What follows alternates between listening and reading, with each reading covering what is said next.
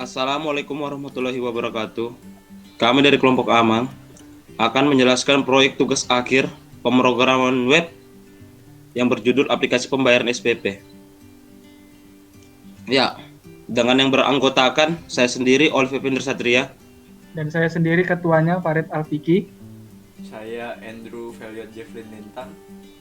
Saya Fadli Januisani. Setelah mengikuti praktikum pemrograman web selama 1 semester, Anda diberikan proyek tugas akhir membuat aplikasi atau sistem informasi sederhana berbasis web. Tugas ini dikerjakan bersama kelompok yang berdasarkan materi yang sudah Anda terima selama kuliah.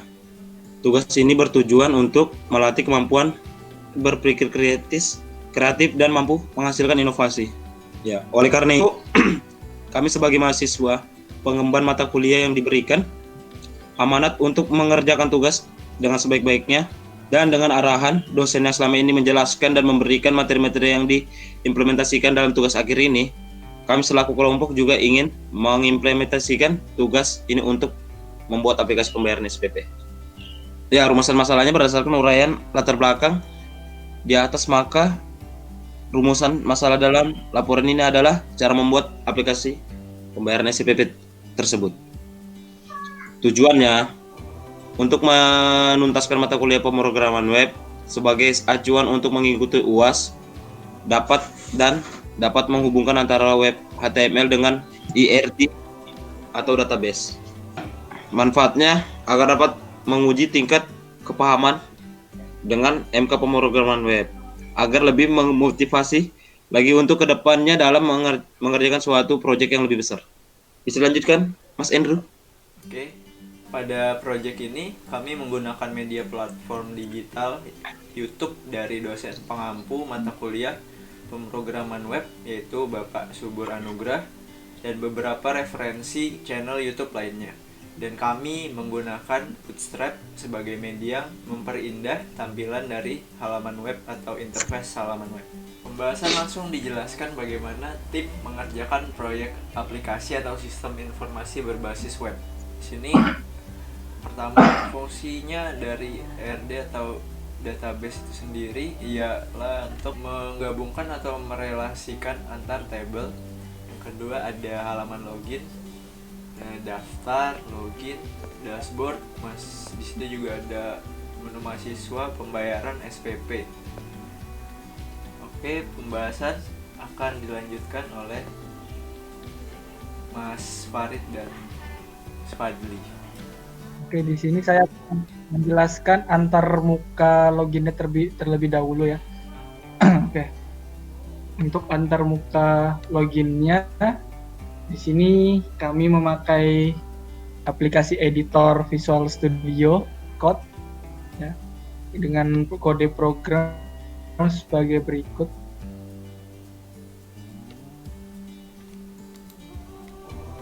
Oke, di dalam pengerjaannya juga kami menggunakan Bootstrap, yang dimana Bootstrap sendiri ini salah satu media ya untuk memperindah selain CSS. Oke. Dan di sini kami memilih tampilan background warna biru. Dan ini kode program dari CSS-nya. Dan di menu login ini terdapat username dan password ya, yang mana untuk menghubungkan antara halaman login dan halaman pada dashboard. Oke, pada halaman ini kita akan mencoba. Ini belum bisa karena kita belum mendaftar ya. Untuk daftarnya sendiri itu berkaitan dengan database yang kita buat di sini user. Ikan antara lain ID user, username dan password.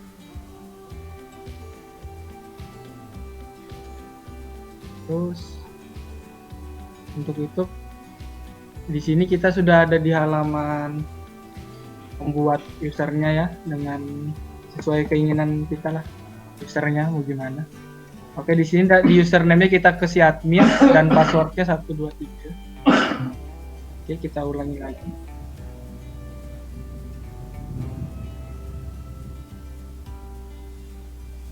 pada dashboard sendiri ini ada tampilan seperti ini tampilannya ya. Untuk dashboardnya sendiri di sini kami mencantumkan perkenalan diri kami dari kelompok-kelompok kami ya, tidak secara detail mungkin ya. Dan untuk dashboardnya sendiri kita memakai kode program. Oke, beri.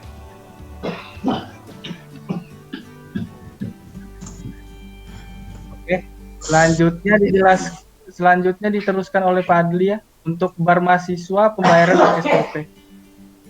Oke, di sini saya akan menjelaskan tentang tabel mahasiswa dulu. Ketika kita klik mahasiswa di sana, maka akan muncul yang harusnya tabel yang sesuai dengan database. Ketika kita mencet mahasiswa juga muncul juga tulisan tambah mahasiswa. Di situ ketika kita klik, maka akan memunculkan form. Lalu coba kita isi dulu. Di sini kita mengisinya sesuai dengan yang udah tertera di template ya.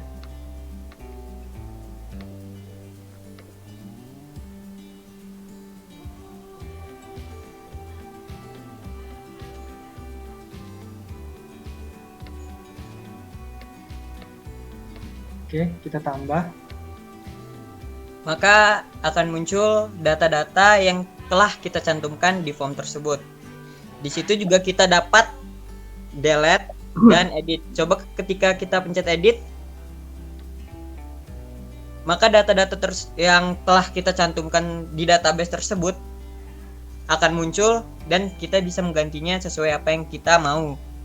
Contoh ketika kita mengganti program studi di sini,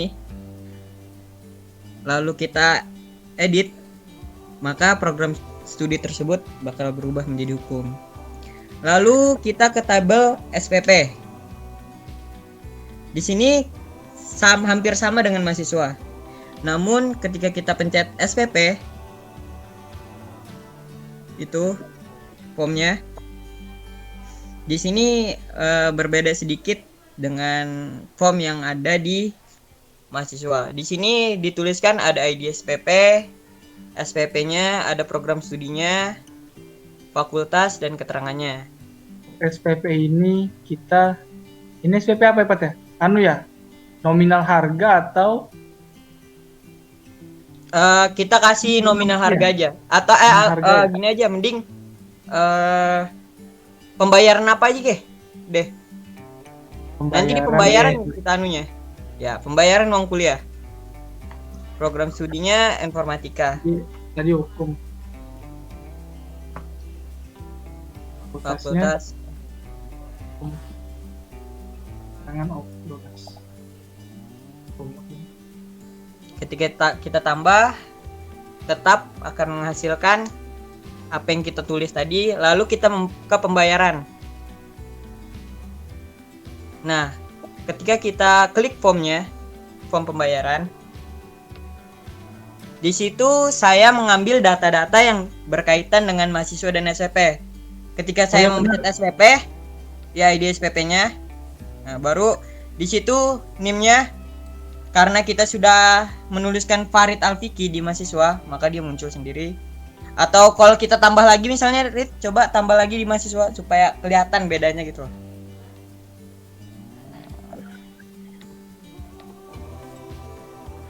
Fadli Jainul Isani. Udah gitu aja, Fadli Jainul aja.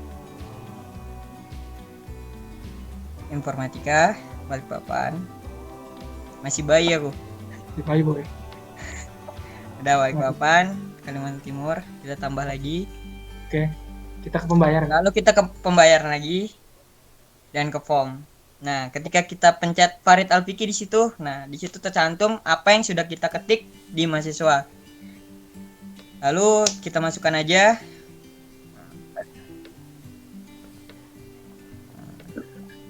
Ini apa yang kita bayar dan kelas mana. Oke, ditambah. Jadi, menurut aplikasi di sini, skema pembayarannya adalah kita harus mencantumkan dulu nama mahasiswanya. Ketika kita sudah dapat nama mahasiswanya, kita buat ID SPP-nya. gitu. ID SPP berapa dia, untuk pembayaran apa, lalu kita ke pembayaran untuk untuk mentransaksi mahasiswa yang membayar gitu. Ya, berikut database-nya.